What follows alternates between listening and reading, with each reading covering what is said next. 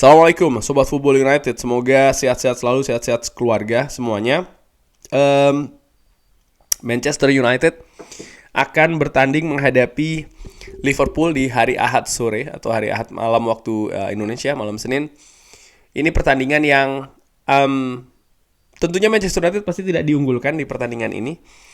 Kalau melihat dari dua pertandingan terakhir Manchester United dan juga dua pertandingan terakhir Liverpool, di mana sebelumnya mereka sempat berhadapan di quarter final FA Cup dan Manchester United sukses menang dan menyingkirkan tim asuhan dari Jurgen Klopp ini di Piala FA terakhir bagi Jurgen Klopp ya kan.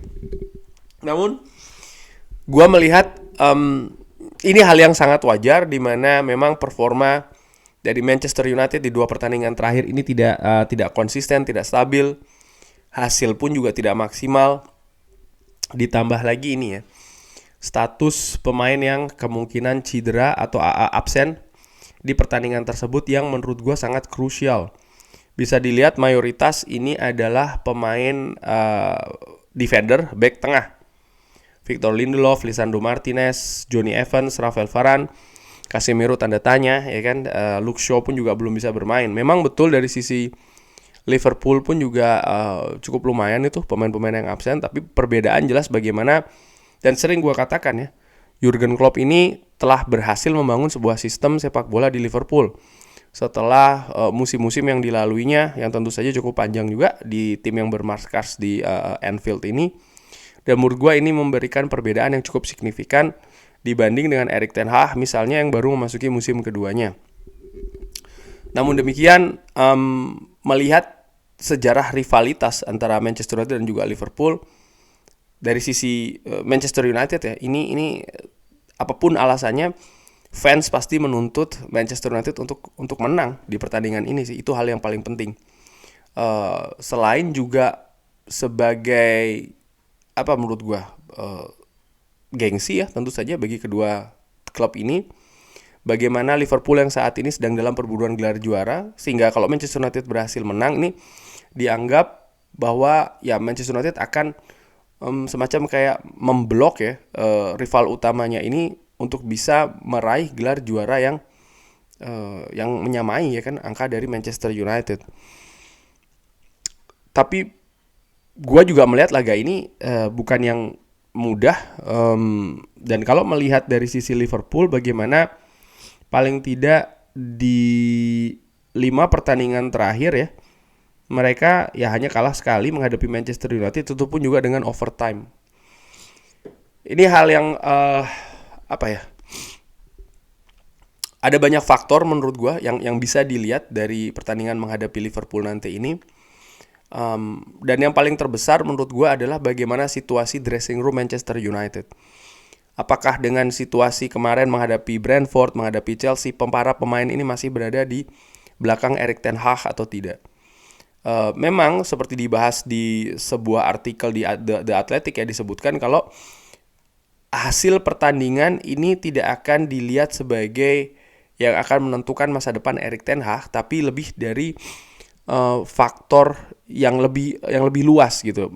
Ineos akan melihat hal bagaimana performa secara lebih luas lagi, keadaan secara lebih luas lagi. Jadi tidak hanya ke pertandingan yang lebih spesifik.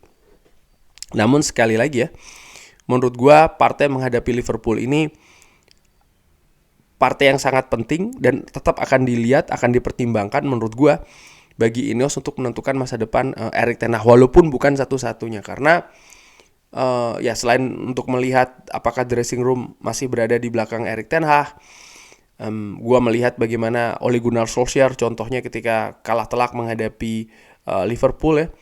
Di situ bukan hanya dressing room yang nampaknya sudah mulai goyah, tapi bagaimana juga pemilihan taktik yang salah yang dilakukan oleh Ole Gunnar Solskjaer, dan ini diakui kan di interview setelah dia tidak lagi berada di Manchester United. Dan ini juga hal yang penting untuk dilihat dari sisi Erik ten Hag. Akankah dia bisa memilih strategi yang tepat untuk meredam permainan Liverpool? Jadi ada dua hal utama menurut gue yang akan bisa disaksikan ya. Bagaimana taktik strategi yang pas atau tidak. Nomor 2 adalah apakah para pemain itu berada di belakang Erik ten Hag yang berusaha untuk mengimplementasikan instruksi di atas lapangan nantinya. Skuad Manchester United akan pincang menurut gue tanpa dua back tengah ya. Ini adalah situasi ketika Manchester United menang menghadapi Liverpool di quarter final, di mana pada saat itu back tengahnya adalah Victor Lindelof dan juga Rafael Varane. Jujur gue lihat pemain lain punya kemungkinan besar untuk ditampilkan kembali, tapi back tengah ini jelas akan goyah karena sayangnya dua pemain ini absen. Ada nama-nama lain yang akan bisa jadi penggantinya, tapi ya gue melihat khususnya untuk seorang Rafael Varane, di mana dalam beberapa pertandingan terakhir ketika dia bermain dan fit, kontribusinya cukup tinggi ya bagi kesolidan lini belakang Manchester United, dan ini akan menjadi tantangan besar di pertandingan nanti. Ini adalah posisi rata-rata ketika Manchester United tampil menghadapi Liverpool dan berhasil menyingkirkannya. Salah satu pemain kunci di sana menurut gue adalah Bruno Fernandes, di mana Bruno Fernandes daya jelajahnya juga sangat tinggi. Tapi cukup menarik juga dilihat bagaimana situasi di lini tengah pada saat itu ya, di mana Kobbie Mainoo dan juga Scott McTominay yang tampil berada di sekitar daerah lapangan tengah secara rata-rata, dan juga duo back tengah yang memang bahu-membahu secara dekat itu, Rafael Varane dan juga Victor Lindelof. Lalu ada Trisula di depan yang diandalkan, Rasmus Højlund, lalu Garnacho serta Marcus Rashford, di mana gue pikir mungkin akan ada perubahan ya untuk komposisi di lini depan.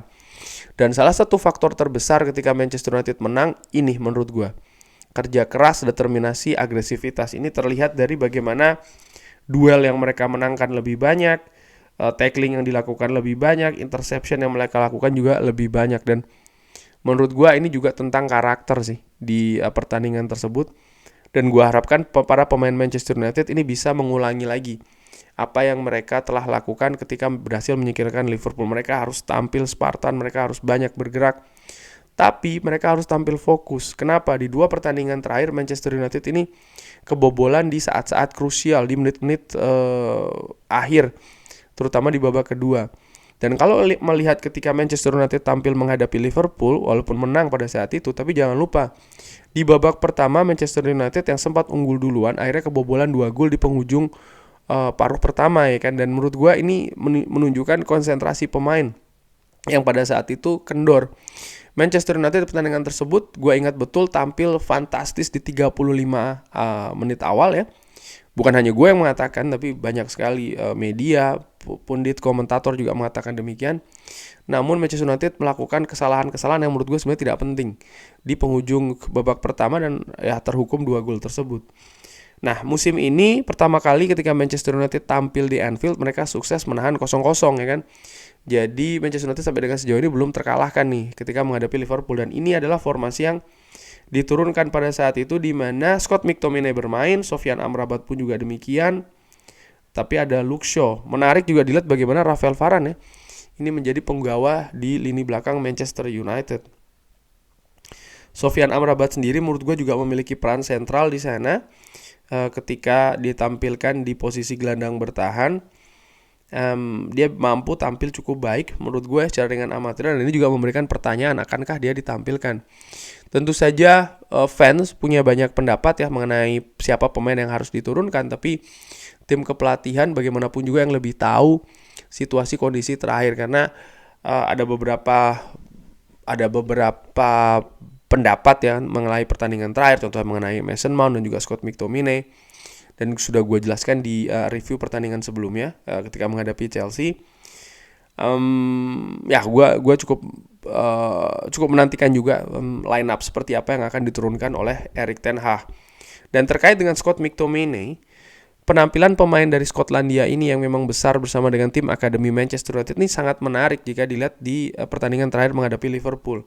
Kalau gue bandingkan dengan Alexis McAllister contohnya, nama yang lebih besar ya di kubu Liverpool, bagaimana duels yang dilakukan oleh Scott McTominay not so bad ya, cukup oke, cukup sering dan cukup banyak juga dimenangkan di sana.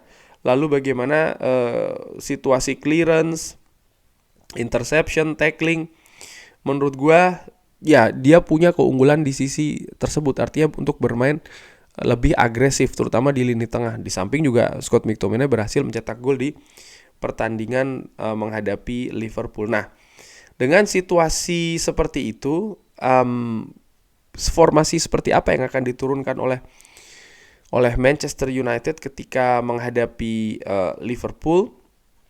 Menurut gua secara ringan amatiran bisa jadi akan seperti ini ya. Jadi penjaga gawang Andre Onana, lalu bek kanan Diogo Dalot, Aaron Wan-Bissaka di kiri. Ini sama seperti pertandingan sebelumnya. Nah, untuk bek tengah dengan tipisnya situasi dan juga pilihan, ini sesuatu yang sangat-sangat jauh dari ideal.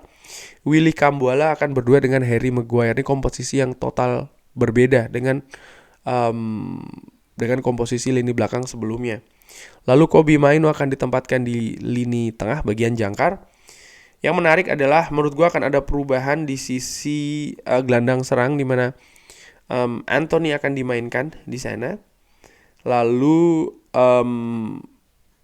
Garnacho di kiri, Højlund di depan, dan Scott McTominay gue pikir akan diberikan tempat di gelandang. Gue menilai ya Scott McTominay ini pemain yang memang dia tidak stabil ya penampilannya. Ada yang mengatakan dia jelek bla bla bla bla, tapi ada beberapa situasi dia tampil luar biasa sebenarnya bagi Manchester United. Dan gue melihat ketika dia tampil bagus, posisinya itu didorong lebih ke depan. Dan dia bisa bermain lebih agresif di sana. Jadi agresivitas dan juga posisi ini merupakan kunci dari permainan seorang Scott McTominay. Ditambah lagi yang gue harapkan ya dari pemain seperti Scott McTominay ini ketika tampil menghadapi Liverpool adalah dia dari akademi. Jadi dia tahu apa arti match antara Manchester United menghadapi Liverpool. Sehingga dia bisa memberikan semacam kayak contoh juga bagi rekan-rekannya di atas lapangan.